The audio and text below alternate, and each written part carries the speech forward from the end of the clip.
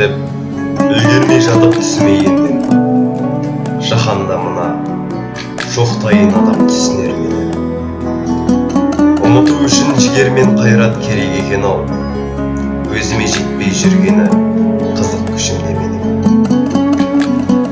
Сезімім тасып өзеннің асау ағынысында, алай дүлей боп күндіз түн ойлап сағым ыңсынды. Ешқандай өлең көркем сөзде еш жетпейді сірә, жеткізу үшін өзіңе деген сағынышым. Ерекше дастан болып жазылған сан тарау едің, қолымнан келмей жатқаны да рас аңсамау менің. Аппақ орамал ақ маңдайыңа тағылып тұрған, жарасып қапты аппақ жүзіңе қалқамау менің.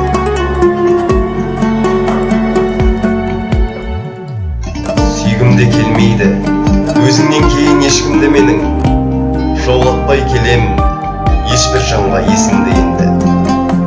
Сен дегенде тым нәзік әлсіз болып қалып, сен дегенде тым мейірбан болғыш текшіл жүрегім. Қызғанып қалам жұбайыңа қарап іштарлық қылып, сауық күндерім сен кеткен күннен қысқарды құрып.